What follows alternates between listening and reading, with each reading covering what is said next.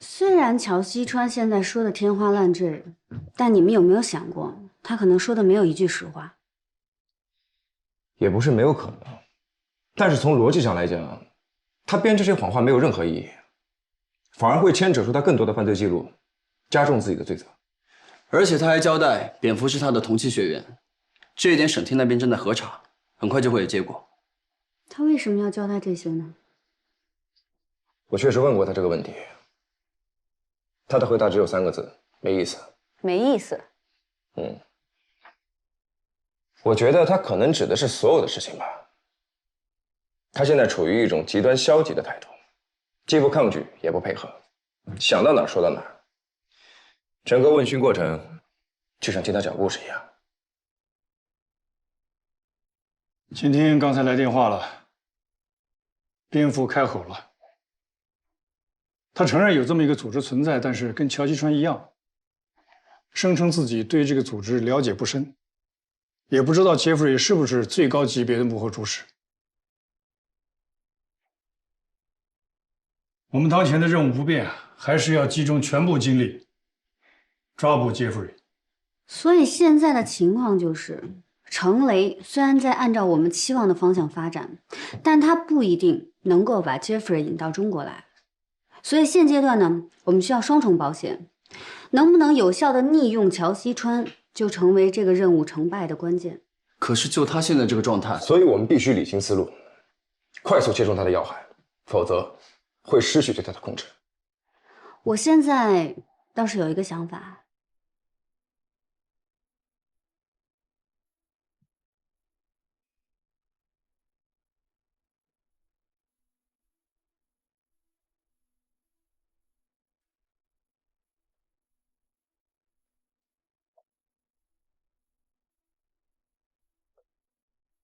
今天看起来精神多了，我希望你好好配合我们的调查。或许给多一点自由会更好。自由属于遵纪守法的人。乔西川，配合还是抗拒，决定你今后的命运。在问讯开始之前，我希望你考虑清楚。给他一点甜头，他马上就想要更多。宋局，看来没起作用。嘴里能说出自由2个字，就说明他已经恢复欲望了。有欲望就有突破口。乔西川，你现在已经是罪行累累，并且我们也掌握了确凿的证据。今天，希望你能一桩一桩的把它交代清楚。咱们先从10年前开始说起吧。10年前，国家开始收紧了稀有资源的相关政策，加大了对非法倒买倒卖行为的打击力度。也就是那个时候，你的搭档被国安局盯上了，是吧？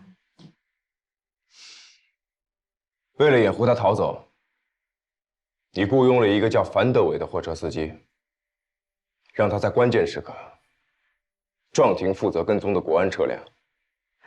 你给他的报酬，就是替他女儿治好白血病，是吧？结果，樊德伟因为太害怕，事先喝了很多酒，没有控制好撞车的力度，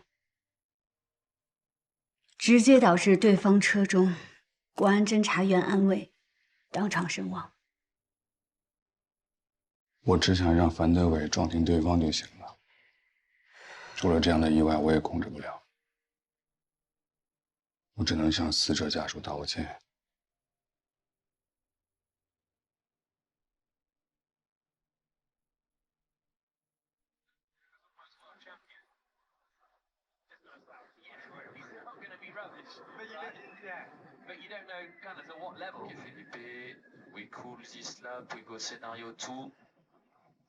Calling this lap and going scenario 2. There's Susie Wolf, team principal of the Venturi team.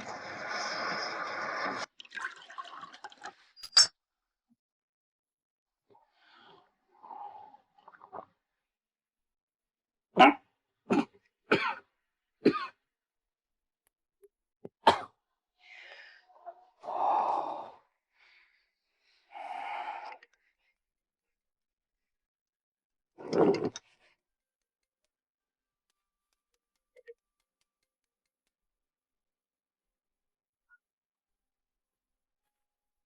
pick it up. You've thought it through. What's wrong? The stock engine Got in produces trouble with less than Hermes? 200 horsepower. How can you prove that you already got the data?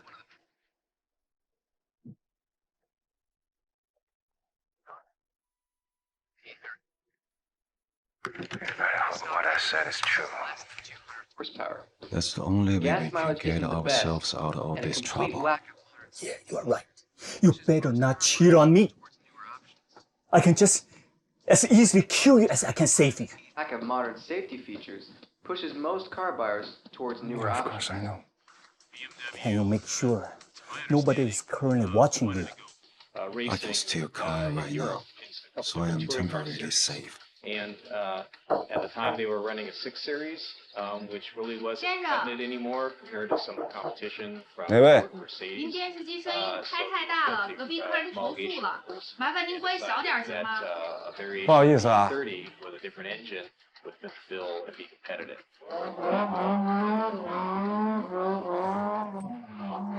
Yeah. We're so careless. It's possible that we've already been monitored. Yeah, it's possible. But Jeff, Competition. We have dealt with this situation. So Plus, we won. You should remember that. decided that I will send some capable men there to save you. No. I've told you that. You should come by yourself. That's impossible. It's easier to take something away than taking a fugitive. If I were you, I would choose to kill and take the data. You don't trust me then. Whatever you say, I won't change my condition. Come get it by yourself, you know? The more dangerous the situation is, the more benefit it can get. Am I right? Listen, I will send my best man there. This is my best condition. to go racing. Yes, and sure. it's just a golden Ramos era is of, indeed powerful, racing for but them. they It was just something can't control they everything. race. I have earned enough to hide somewhere for several years. But what about you? Think about it. Audi, and they were drawing huge crowds. With 宋局，情况不妙。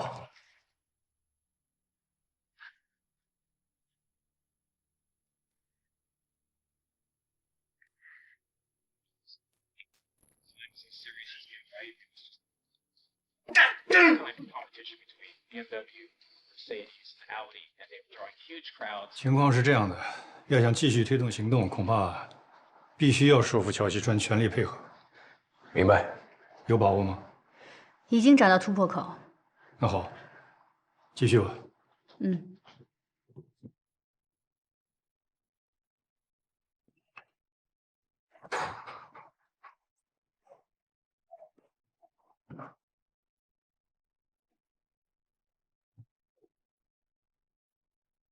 我们可以继续了。贾长安到底是不是你杀死的？不是，以你的智商，猜不出是谁干的吗？真不是你？我的事我从来不沾血。你是不是想说，你跟 Jeffrey、程雷、蝙蝠那些人不一样？你只图财，不害命。我想告诉你的是，有的时候真正的凶手并不是动刀子的那个人。你说你没有想过当年会有意外，但是安危确实是因为你的计划而死。还有，你一定没有想到，樊德伟这么多年，因为你当年自以为那个天衣无缝的计划，落得现在家破人亡。不可能。只要樊德伟不松口，他最多在牢里待2年就能放出来。到时候他女儿的病也治好了。我的计划对大家都有利，这是我一贯做事的原则。那是谁负责出资救助樊德伟的女儿？是你当时的东家，赫尔墨斯集团，对吧？对。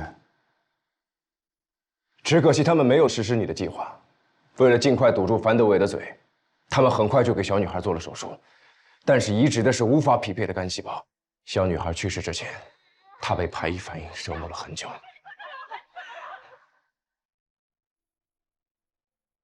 不可能，你骗我！我们没有必要骗你。你的那个原则有什么用？你才是真正杀死小女孩的那个凶手。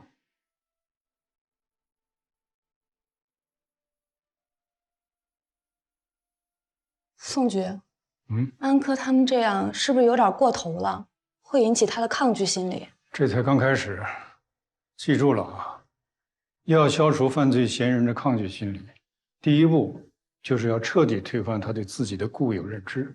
这我明白，可是乔西川自认为跟蝙蝠这样的人不同，就像他自己说的，他是谋财不害命，算不上罪大恶极。犯罪分子啊，往往都抱有这样的心态，拿自己的行为跟更加恶劣的行为做对比，给自己寻找良心上的退路，以达到自欺欺人的目的。所以就是让他明白，他跟那些人根本没有区别。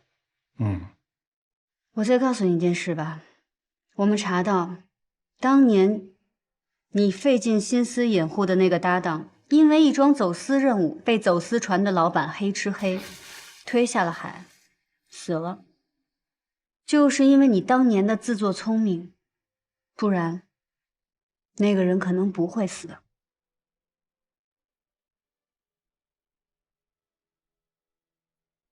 我们接下来说说周炼吧。周炼死之前，拼尽最后一口气，给你发了一条短信。根据我们的分析，这个数字228应该就是蝙蝠的英文单词，很明显这是一种警告。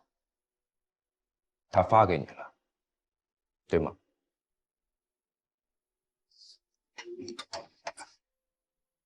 到底发生了什么事？蝙蝠并没有直接得手，但他的出现让周炼很恐惧，恐惧让他慌不择路地逃跑，在横穿马路的时候遭遇了车祸。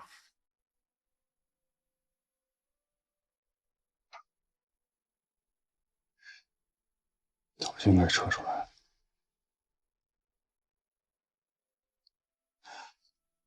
你跟周炼是什么关系？那我这样问吧，一个为钱卖命的间谍，是为什么在最后关头拼死的还在警告你？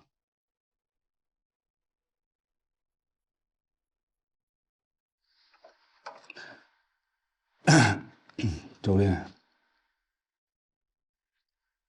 他不算是职业间谍，他很聪明，但就是太爱钱了，所以才认识我，被我利用。他说过好几次要撤出，可我总跟他说，做完最后一笔生意就能退休了。这种话我说出来自己都不信。你这是在自责？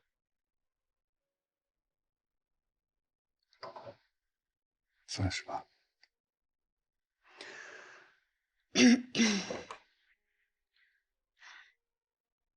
你应该知道我叫什么名字吧？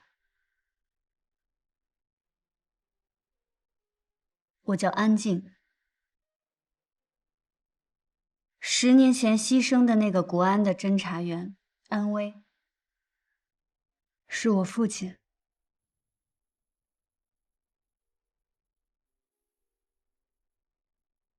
按照你的那套逻辑，可能在你看来，杀害我父亲的人并不是你。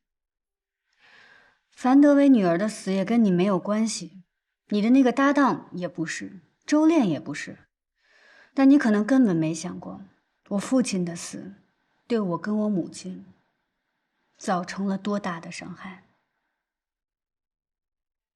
你也不会想到，樊德伟一家会落到今天这个下场，还有你可能还在想着，也许有一天你可以在世界的哪个角落再重新见到你那个搭档，直到周炼的死。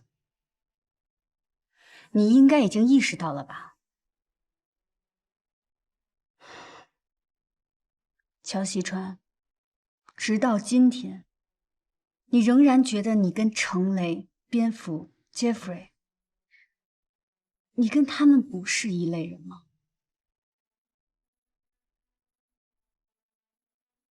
别说，乔西川，你说自己18岁的时候执行了第一次任务，10几年了，这算起来得有多少条人命死于你自认为的那些完美计划？从安薇到樊德伟的女儿，从你的搭档到周炼，被你间接性害死的不止4个人吗？你害死了多少人？你害得他们家破人亡，你自己看看你的那双手，上面已经是血债累累。别说了，别说了，我就是没得选，没得选。他们都死了，只有你活着，所以你不需要去做那些做了选择就无法回头的话。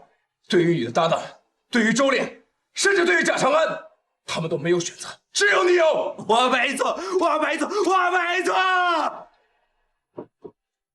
就是没错。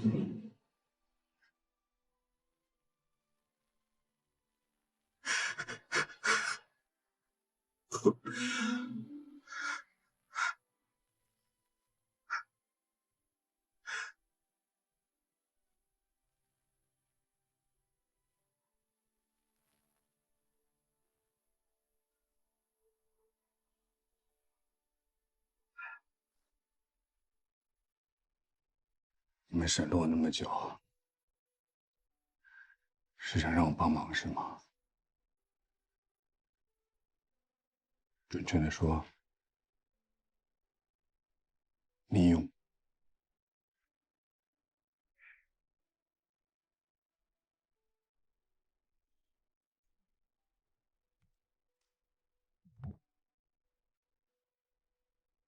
乔一山，我们这次行动的目标，就是要把杰弗里引到国内，并依法对其进行拘捕。我现在可以开诚布公地告诉你，要达成这个目标，就需要你毫无保留的全力配合。当然了，你这么做换不回你的自由，也得不到任何好处。唯一的好处就是你得到一个机会，一个挽救你灵魂的机会。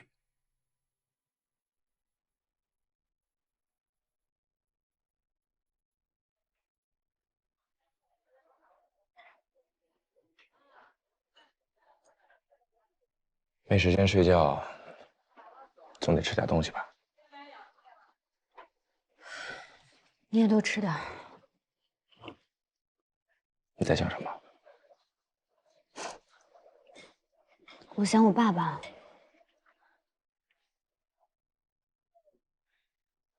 那天逮捕了乔西川以后，他还处在昏迷状态的时候，我去医院看他，我当时恨不得直接冲上去把他掐死。但是你今天控制得很好。我没有控制，我觉得我自己现在感觉不到愤怒了，我不知道我是怎么了。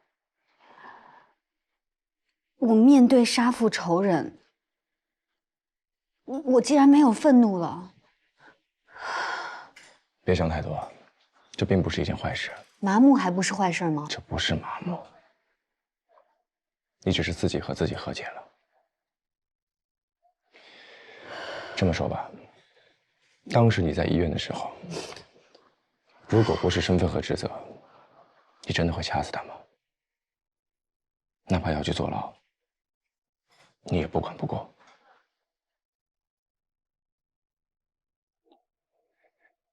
可能这10年来对你的困扰，已经和乔西川没有任何关系了。我可不是在为他辩解啊。其实我想说的是，这10年来，你最恨的人，折磨你最多的人，会不会是你自己？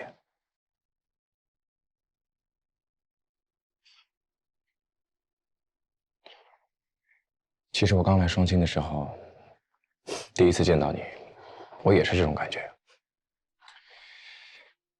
只不过那个时候我还没有想明白，就觉得你和以前不太一样。这不只是工作上的历练，还有你自己身上的那股劲儿。明明说话轻声细语的，却有可能随时都会爆发。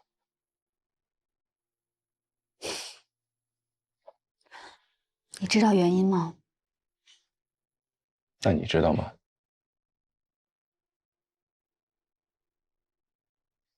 因为你觉得你之所以承受这些痛苦，是因为自己不够强大，所以你逼着自己变强，去保护身边的人，保护苏阿姨，保护市局的同事，保护杜某。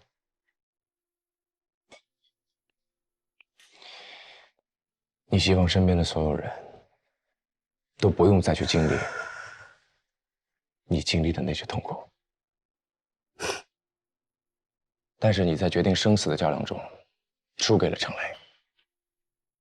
面对杜某的牺牲，你也无能为力，所以这个时候，你才意识到自己不是天下无敌，根本不可能保护得了所有人。10年了，你用来鞭策自己的目标，根本无法实现。你别再说了。安静。没有人是完美的，也包括你自己。如果这件事情你已经尽了最大的努力，那就心平气和的去接受。我知道你内心一定同意我的看法，要不然刚才面对乔西川的时候，你不可能那样的平静。所以这就是我为什么说你自己和自己和解了。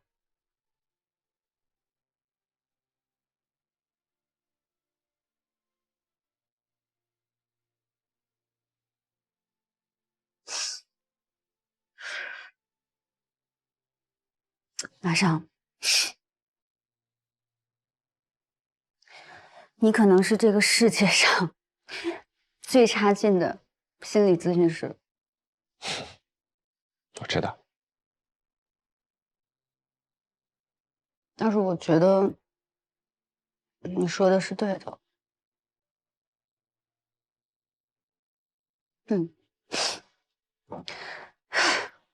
走吧，就算不完美，也要尽力去努力吧。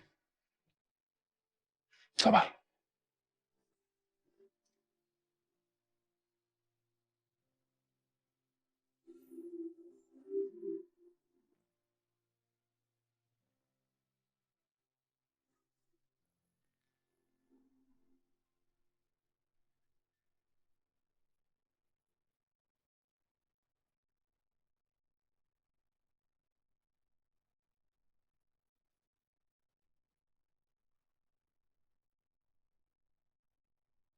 姐，你怎么这么淡定啊？那我还能怎么办呢？我就做不到。我一闭上眼睛，满脑子都是程雷。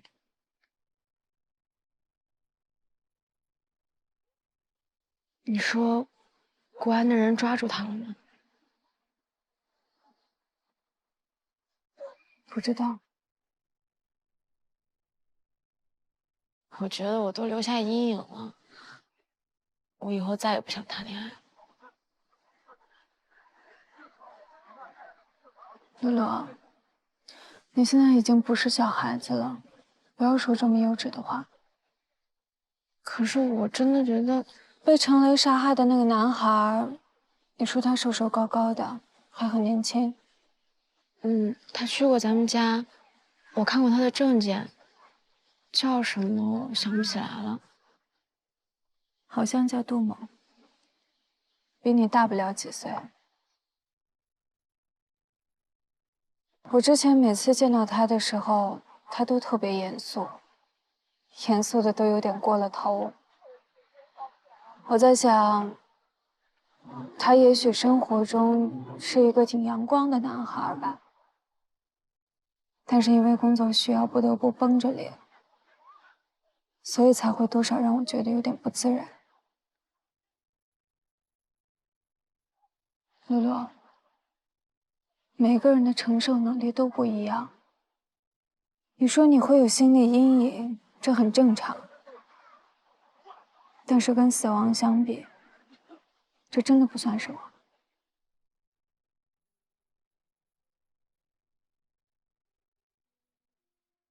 从小到大，我一直都是那个没心没肺的人。你永远是什么事儿都藏着掖着，自己一个人扛。你现在这个样子，我都不知道你是真的麻木了，还是那么淡定。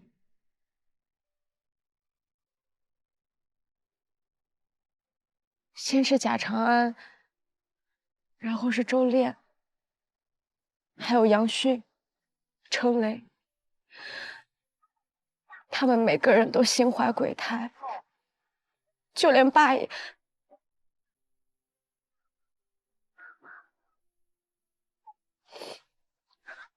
爸他本来身体就不好，我都不知道还能不能再见到他。我好想爸呀！我真的想不通为什么会变成这样。是啊，我也想不通，为什么有的人为了利益，可以随意去践踏生命？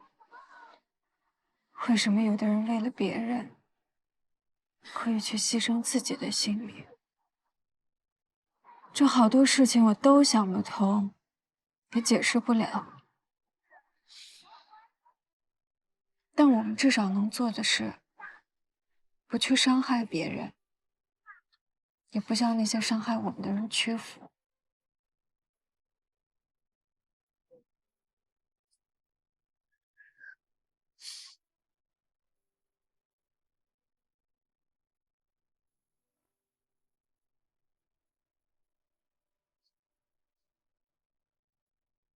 乔西川已经同意配合我们行动，而且根据他的交代，确实有一个人可以直接向杰弗里下令，应该是赫尔墨斯集团的首脑。我们可以让乔西川假扮成这个人，向杰弗里施压。我同意。从上次通话情况来看，Jeffrey 可能随时会选择逃跑，我们不能再耽误了，这是目前最好的选择。我在想啊，我们对乔西川能信任到这个程度吗？现在只能严密监控，而且走到这一步了，他不可能罪上加罪。那就执行。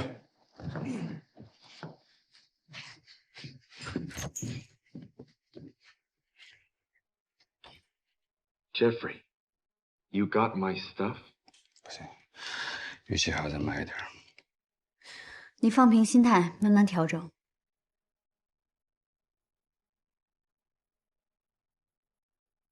Jeffrey, you got my stuff?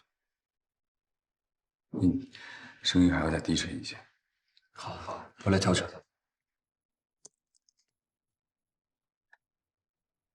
现在呢？我试试。Jeffrey, have you gotten my stuff? 你准备好了，咱们就开始。对呀。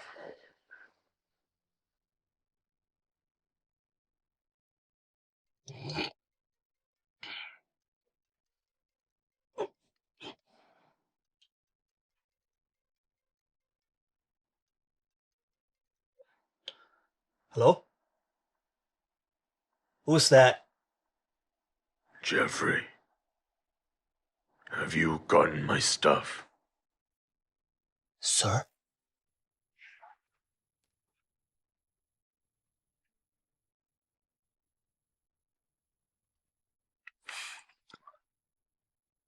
Don't waste my time. Answer my question. Sir, I'm dealing with it. Trust me. I will deliver it to you as soon as I can. Stop wasting my time. Sir, I told you, man. I thought you agreed to give me more time.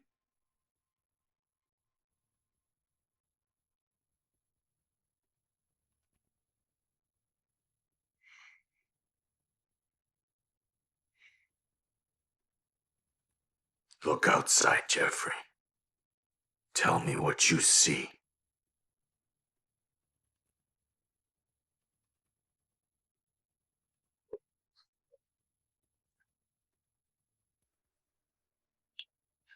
Nothing, sir. Exactly.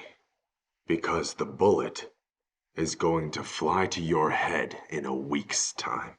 This is your last chance. No, sir. 1 week is too short. I need at least... Stop wasting my time. I don't care about what fucking means if you're going to use. Even if you fly to China and get it back yourself, it needs less than a fucking week. You have cost us enough trouble. If you can't get the mission done, killing you alone won't be enough to make up for the loss. I promise, sir. I promise. If you can't do it, tell me now. No, but yes, sir. I can do this. I promise. Guarantee. If you think you won't pay the price for lying to me, or that there is a place on this earth where I can't find you, you couldn't be more wrong. Sir, sir.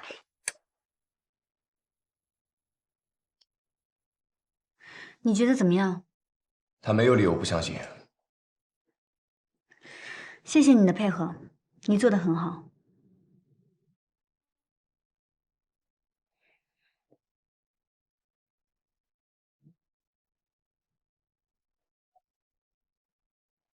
报告，目标的手机接到了一封邮件。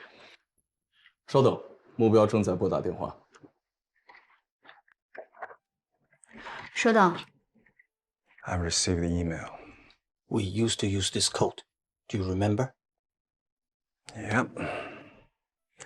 You changed your mind? Wait for my message.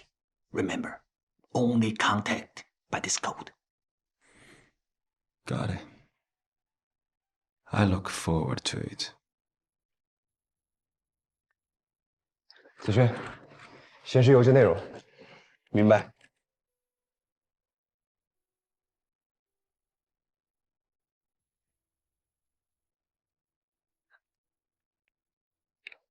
这效率太低了，这不合理啊！你觉得呢？应该不可能太复杂，否则得有密码本才能介意。这里面肯定混淆了大量的无用字符，用来混淆视听的。好，先停一下。有专门同事负责密码的破译，你们还有更重要的事要做，先去补一觉吧。我还好。服从命令。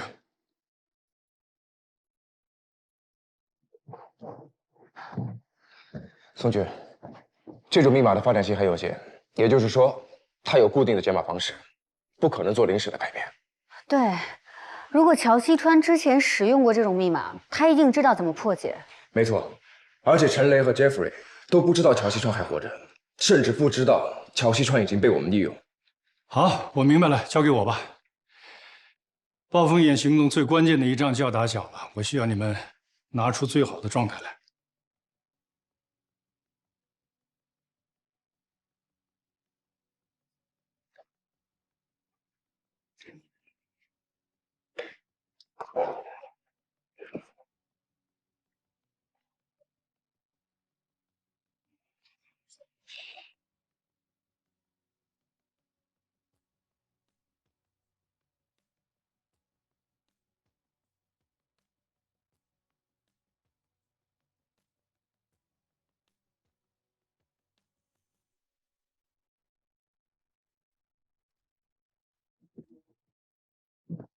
安可，你什么时候来的？刚到。目标还没有什么动静吗？是啊，上次联系 Jeffrey 之后，这都3天了。你们吃。目标离开过房间吗？偶尔在走廊啊、楼道转一转，没出过酒店大门。有什么特殊情况吗？昨天酒店打过报警电话，说是储藏室被盗了，但是没有丢什么东西，主要就是被破坏的很严重。是用来放什么的储藏室？就是那种一次性用品，什么牙膏、牙刷、洗发水、沐浴露之类的。监控有拍到是谁吗？是程雷吗？程雷倒是有机会啊，从楼道来到储藏室的员工楼层，但是无法确定。那层监控器在程雷入住之前就已经坏了。我跟办案民警沟通过，现场有很浓的酒味儿，初步判断可能是由醉酒的员工或者是旅客干的。行，我先去市局开会，等会儿再回来。来。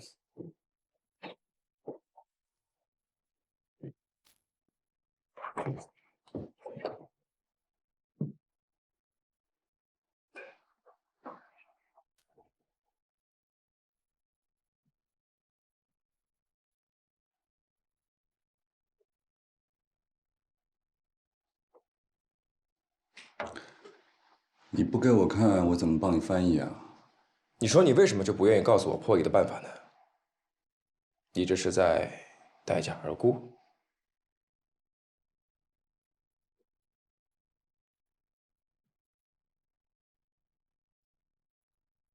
核心是每组密码中的符号，只有加号右边的字母和减号左边的字母才是有效信息，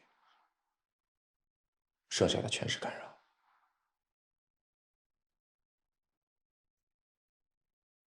我说的没错吧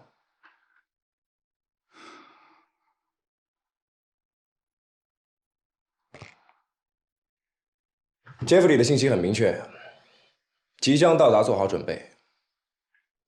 但是陈雷回复的这个数字05262013，什么意思？日期。所以2013年5月26号 ，Jeffrey 在哪儿？你有没有印象？不知道。我跟他也是在交接任务的时候见过一面，那是好几年前的事儿了，我不可能记得。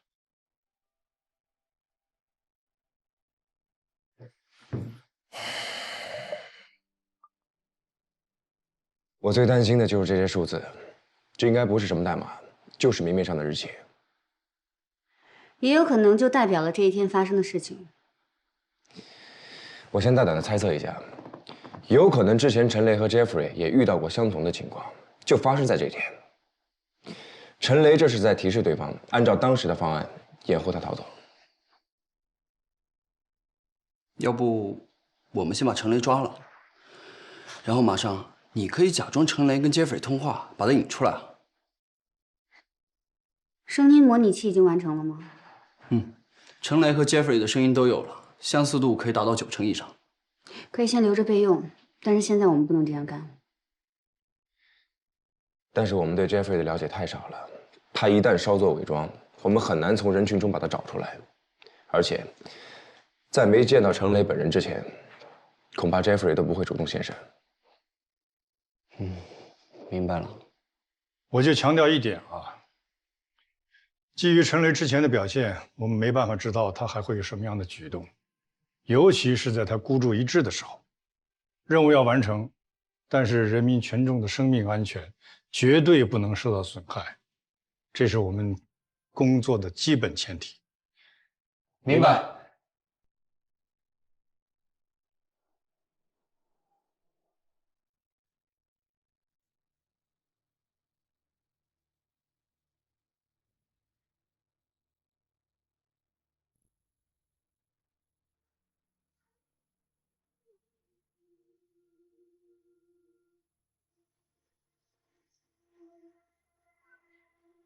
Colors are pretty much washed out, and it's all rather blurry.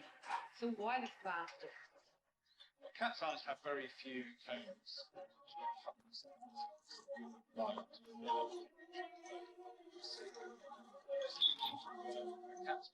See, there is no central domain, which is an area that we have, which is absolutely fact. In a cat's eye,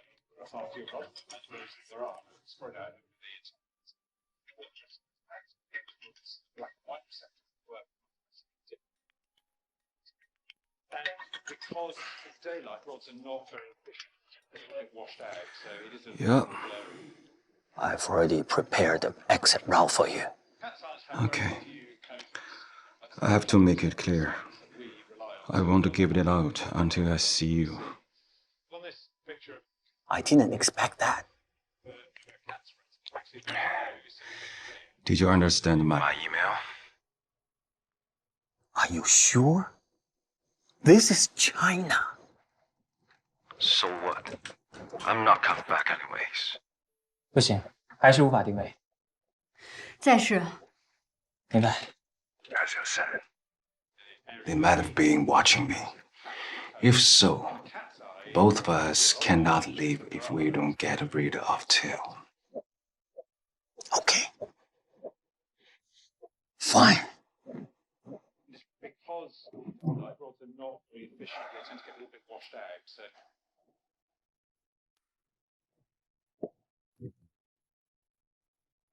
给我介绍侦察车。安静，你那边情况怎么样？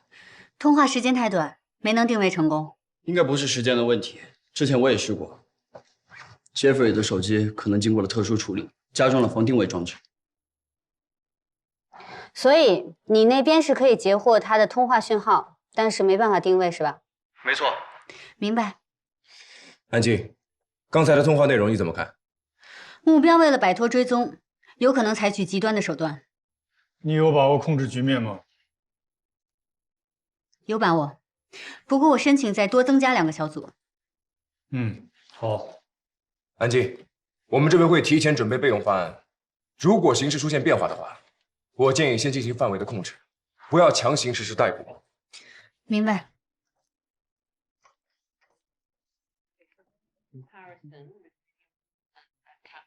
What strikes me immediately about the cat, because of you, colors are pretty much washed out, and it's all rather blurry. So why the Cat's eyes have very few cones. That's the colour receptive cells. Right. Build up. You see this.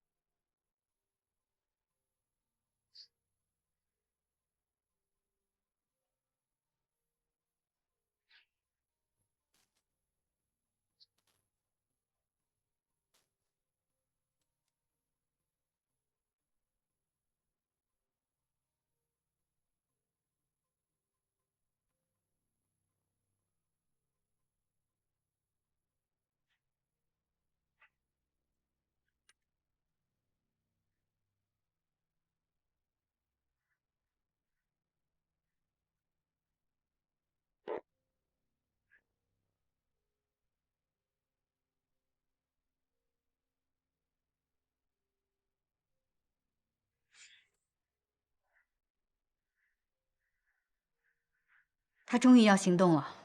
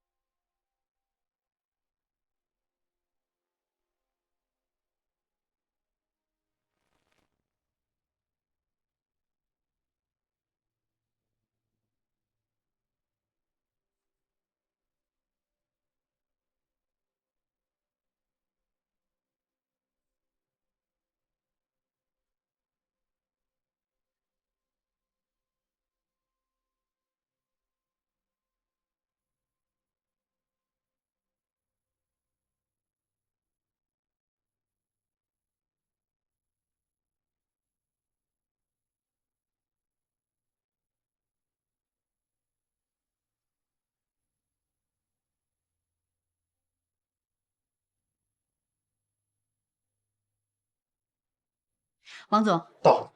你的小组跟我清查房间，你们继续跟进目标，我稍后过来会合。明白。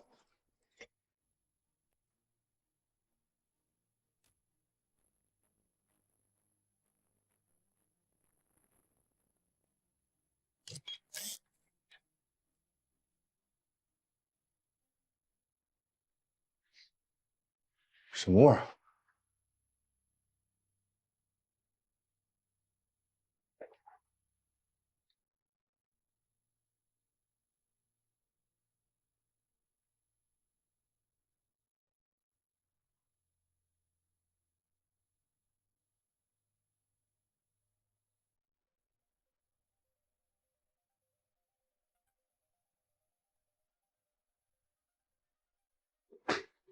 很高。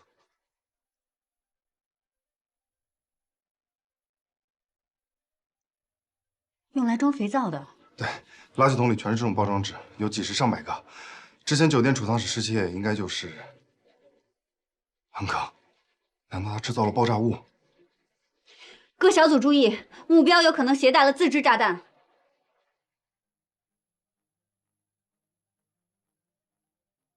啊，请听，什么情况？安静报告，程雷可能制造了爆炸物，并且随身携带。太猖狂了。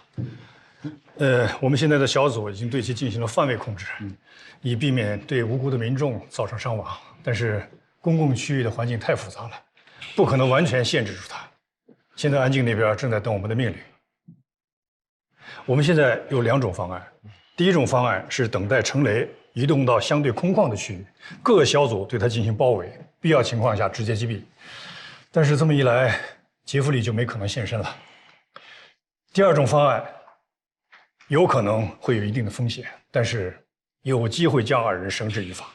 请听，基于之前的通话分析，我认为陈雷不会与我们同归于尽。他制造爆炸物，不要说了，立即逮捕陈雷，必要时可以击毙。我会立即向总部报备行动方案。请听，这是我们逮捕杰弗里的唯一机会。保护人民群众的生命安全，任何时候都是我们首要的使命。是。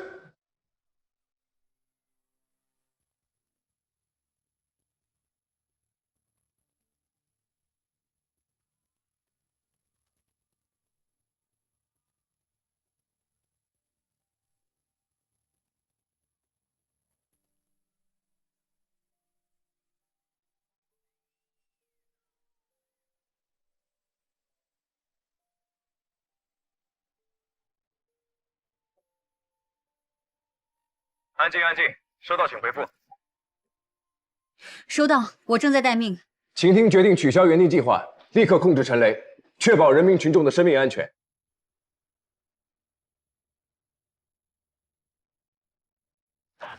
收到，立刻执行。但目标现在已经进入人口密集区，我需要你们的配合。明白，立刻启用备用计划。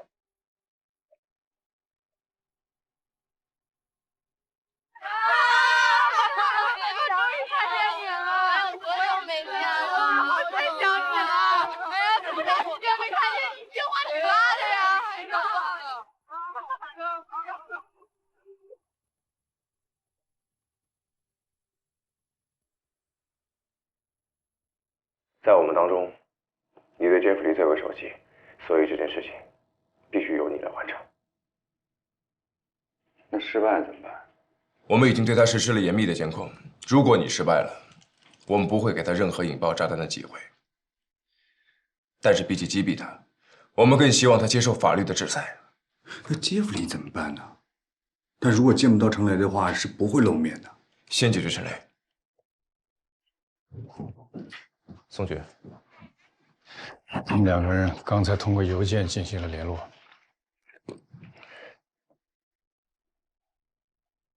陈雷发送位置青海工厂，杰弗里回复5分钟，已经很近了，我们还有机会。集中精力完成优先任务。明白。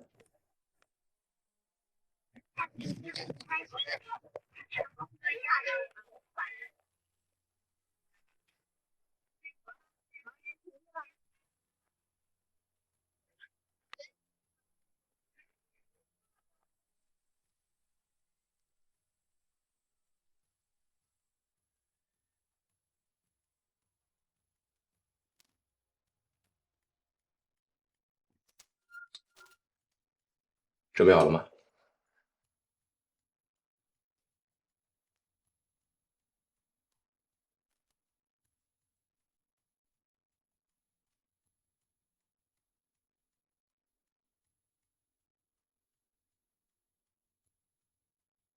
Are you here? I see you. Don't move. Don't expose me. You are being watched.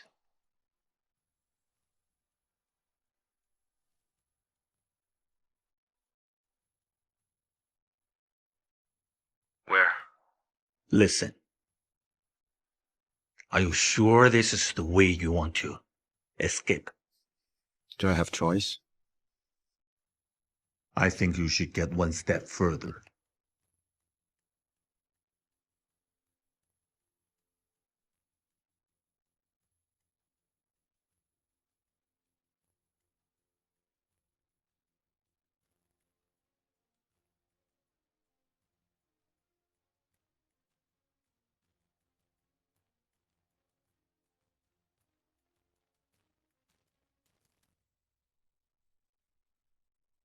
What do you mean by that? One step further. Don't you understand? Okay. I'm listening.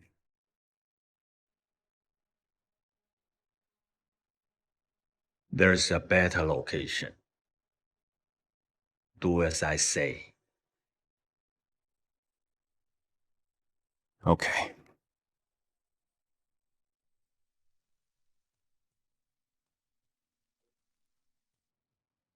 There's no surveillance camera on the third floor entrance. My car is parked at the spot 331. Contact me when you are done with your mission.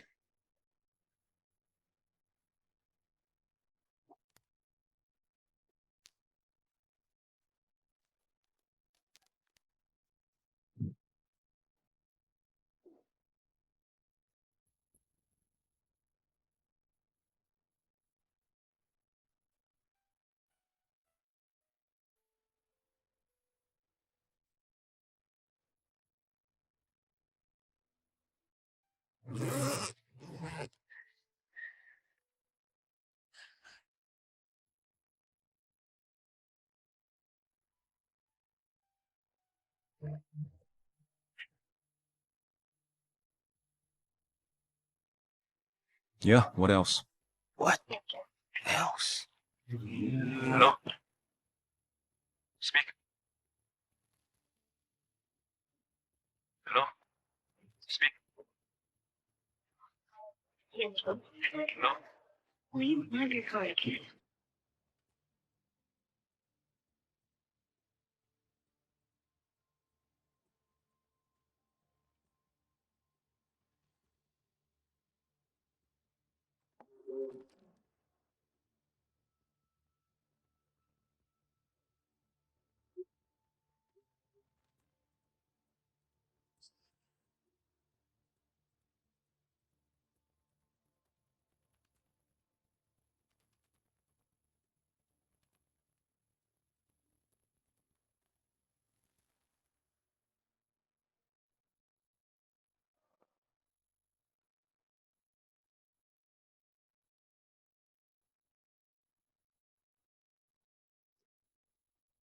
刚才跟我通话的是你的人。放下手机。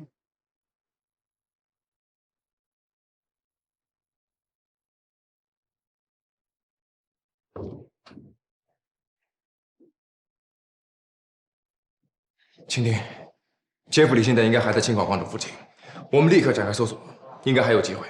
杰弗里刚才给程雷打电话了，我们露馅了。你心里应该清楚，这种距离，爆炸造成不了任何伤害。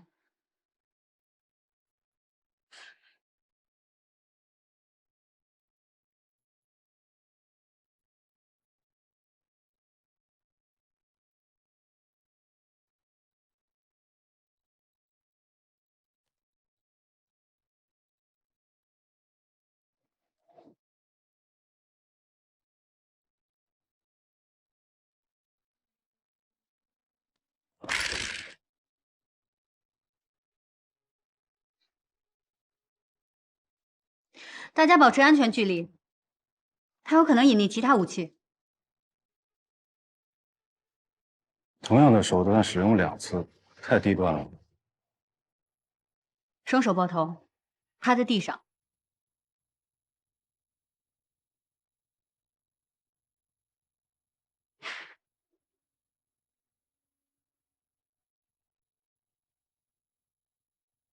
那个死了吗？双手抱头，趴在地上。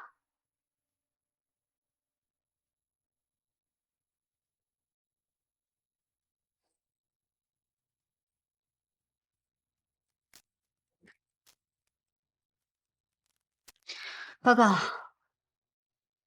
目标已被制服，任务完成。子轩，把音量调最大。 What else? What? No. Speaking. 停，重播。 What else? What? No. 停，重播。 What else? 杰弗瑞那边怎么样？行动暴露了，杰弗里目前在逃，马上正在根据录音甄别线索。 2人按照约定时间见面，杰弗瑞离得肯定不远，我这边随时待命。好，必须要逮住他，否则他离开了控制区，我们就前功尽弃了。老总，你安排一下，跟乔西川见个面。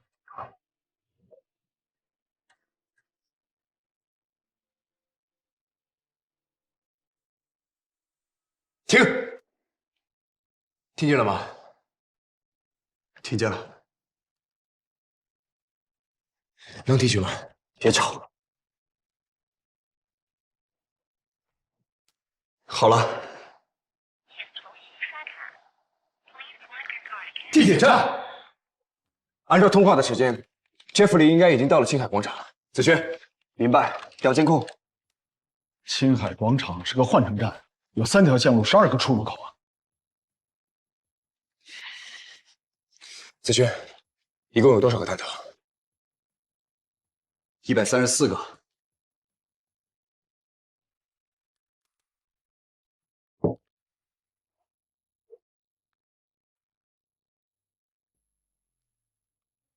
按照通话的时间，调监控画面，全部显示。全部，快！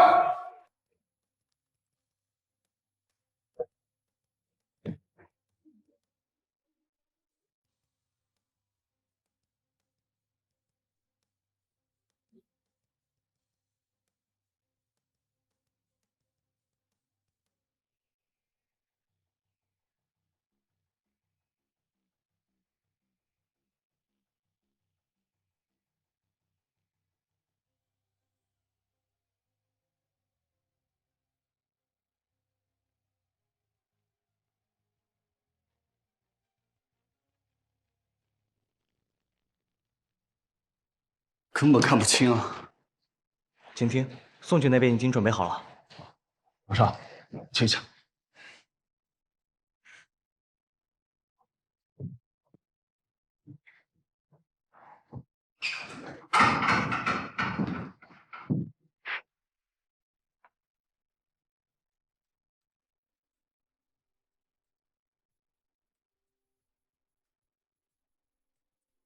你确定能在这么多画面里找到杰弗里吗？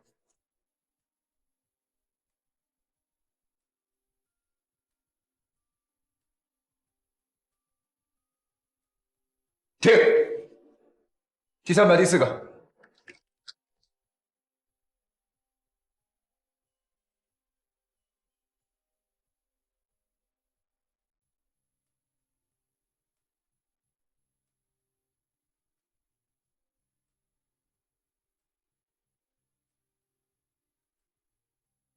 这里边有他吗？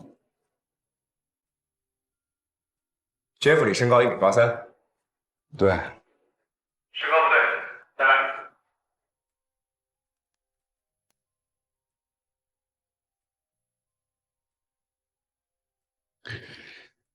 哎，这挺有意思的。我还是第一次在这个角度看我的对手。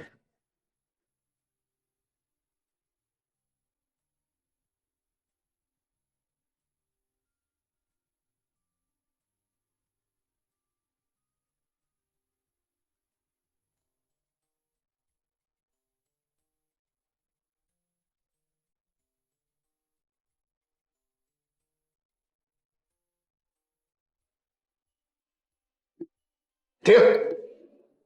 第二排第3个，从头播放。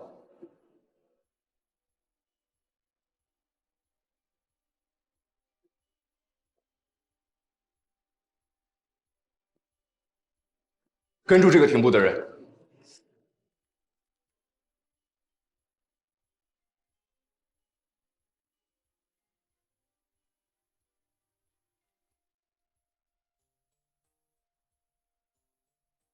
马上核实，这是不是杰弗里给陈雷的通话时间点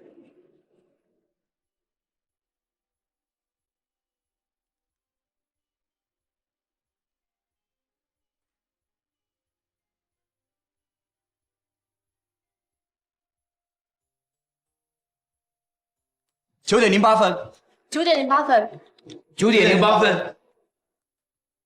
分析面部和步态特征。收到。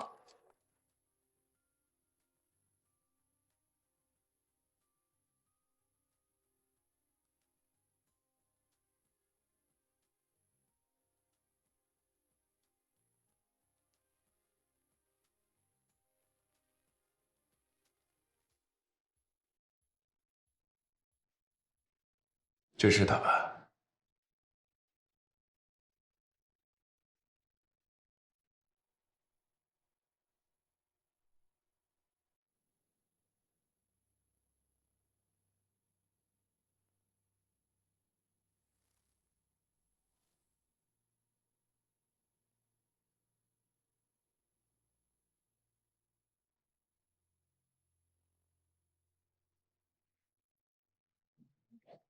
晴天，哦，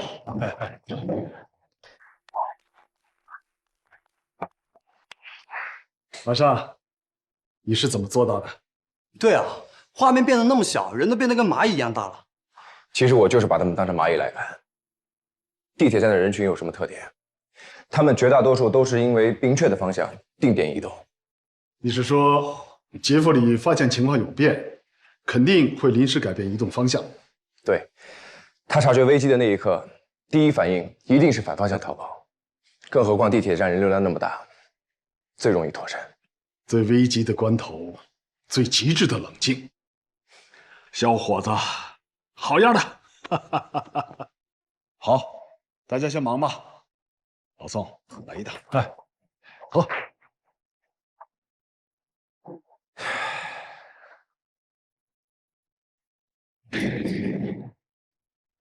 嗯，来，走。怎么了？我还是没弄明白，在这么短的时间内，你是怎么做出判断的？同时甄别这么多个个体，我们肉眼一定是无法判断的。所以我们要先找到破坏和谐的因素。哦，厉害啊！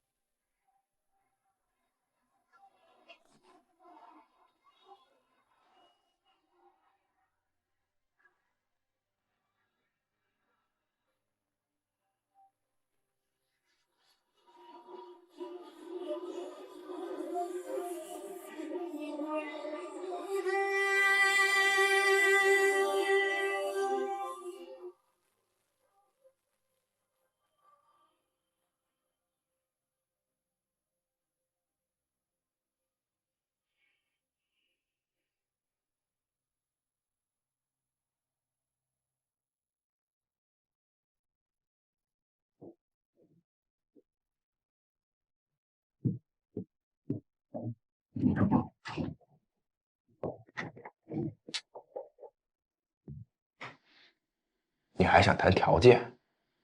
你再打偏一点，就打中我脑袋了。能谈的吗？没什么好谈的吧？你把你的犯罪事实都交代清楚，给大家节省点时间吧。真硬气，是个好对手。输给你们，我一点也不丢人，怪我自己大意了。那你就错了，执法者不是神，没有能力通晓全局和未卜先知。你们这些犯罪者都犯了2个非常严重的错误：一，你们都妄图挑战正义和法律；二，你们都自认为有能力实施不着痕迹的完美犯罪。但我告诉你，这个世界上没有完美的犯罪。有道理，有道理。我想打听一下，杰弗瑞，你们打算？他已经踏上了这片土地，你觉得他还有机会逃走吗？也有道理，毕竟他也不是什么大人物。那你说说，谁是大人物？这么大的秘密，我要是交代的清楚的话，能换个特首吗？这个你不用想了，不可能。根据你合作的情况，我们有可能依法减轻对你的处罚，但这不是我们说了算。我想问你一个问题：你到底是谁？这个问题问得好。几年前，组织上发布了一个高难度的任务，需要有科技人才背景的人进入到定华，做长期的潜伏。一个叫程雷的中国人，拖家带口的到美国攻读博士学位，很不幸全家死于一场车祸。但就这么巧，我和程雷从长相到身高非常相近，所以组织上就对程雷的个人档案进行了简单的修改，顺理成章的，程雷这个身份就归我所有了。我就是程雷，定华研发部海归高材生。你的真实身份到底是什么？刘总你好，我是大客户经理Johnny，到我办公室来聊聊。先生，车里的温度合适吗？需要把空调打开吗？作为他的主治医师，我认为及时手术是最好的治疗方案。太多了，你问哪个？别给我绕圈子！你到底是谁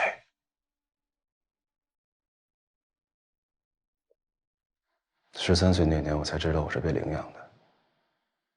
之后的10几年，我一直在调查自己的身世。最接近真相的答案是，我的亲生父母死于1983年9月1日那场空难事故。我不知道自己的国籍，也不知道自己真实的年龄，可悲吗？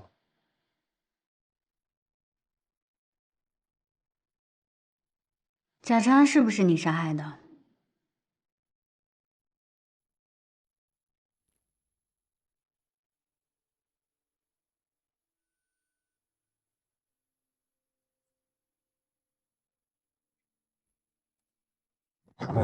贾总，你怎么在这儿？有日子没见了。你这怎么出这么多汗呢？不是我没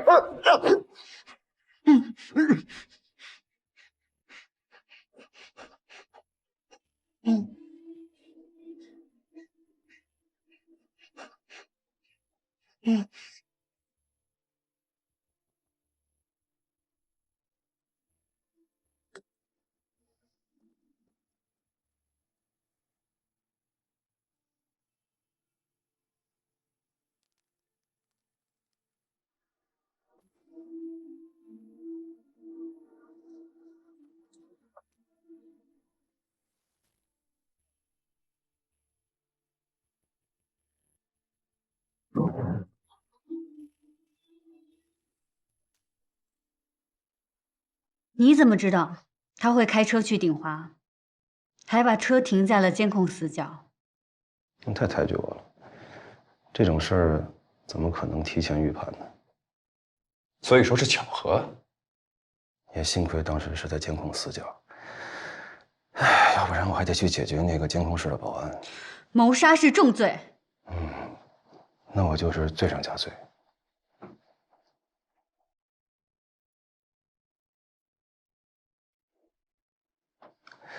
二位，恕我直言，现在这些事儿都不重要啊。情报对于你们来说才是最有价值的。痛快一点，能给个特赦的话，有什么我说什么。那我们就没什么可谈的了。如果不是因为你们，我根本就不用从沉睡中醒来。你别在这虚张声势了，这一觉你应该睡得不踏实吧？是不是像做了噩梦一样？你给我听好了，这里是中华人民共和国，只要你曾经威胁或者侵犯过我们国家的安全，不管你在哪里沉睡，我们都有能力找到你，也有责任让你醒过来。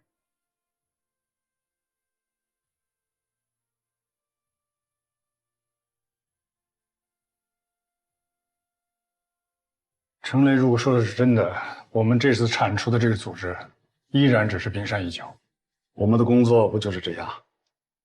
一场胜利的背后，就是一个个更艰巨的任务。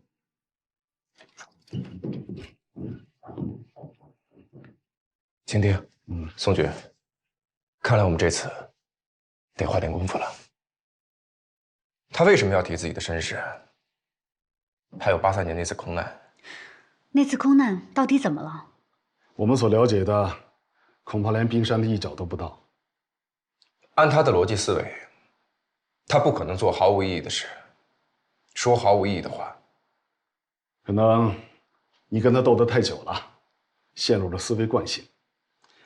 千万不要演变成自己跟自己较劲啊！像他们这种人，人格已经扭曲，但你不能被他带入漩涡。明白。还是那句话，与魔鬼战斗的人，要小心自己不要成为魔鬼。当你凝视深渊，深渊也在凝视着你。对，要永远记住这句话。那这个人接下来该怎么处理？总部已经派了人过来接手，全部都带走。对，全部带走。杰弗里、乔西川、程雷，也包括立德和蝙蝠。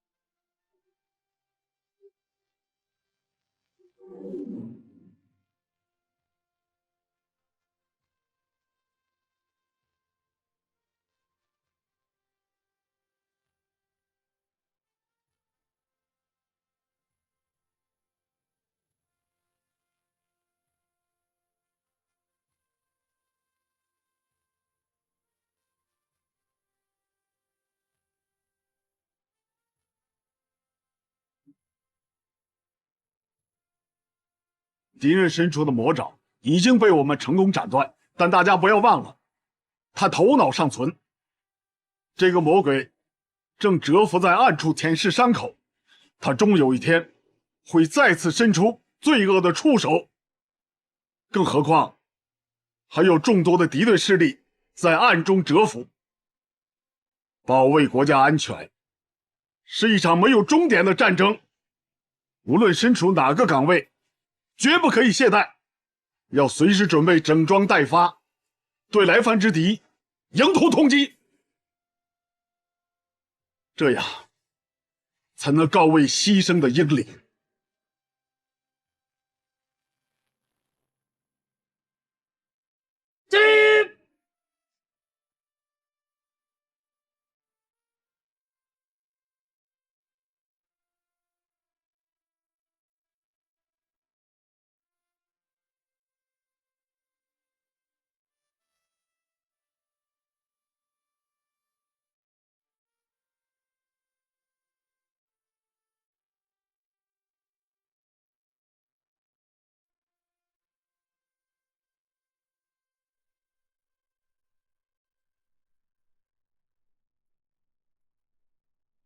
安静，大学时你就欠我一次旅行，这一次说什么都得还上。怎么那么记仇啊？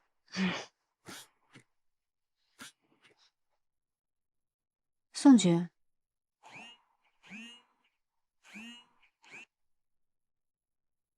请听，目标人物许峰，代号 Stone， 男，车牌号 DA3380， 岁，身高1.75米。收到。这就是我们的工作，也是我们的生活。随时随地接受不同的任务，迎接下一个挑战，奔赴下一站旅程。从选择成为国安战士那一刻开始，我们就做好了准备，于无声处守护国家的和平安宁，风雨不惧，无怨无悔。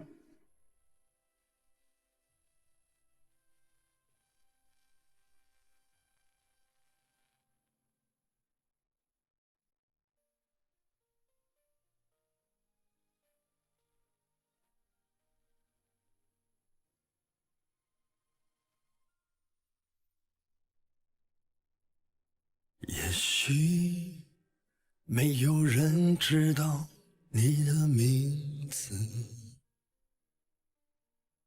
像只是茫茫人海中平凡的种子，一遇阳光就绽放出最美的样子，燃烧青春，直到所有黑暗都消失。也许没有人记得你的样子，像千千万万个和你一样的赤子，只为守护暴风眼中的那份平静，哪怕付出生命，也永远不忘初心。你说这辈子最荣耀的就是可以默默守候这片土地的安宁，因为热爱，所以坚守使命，不惧风雨。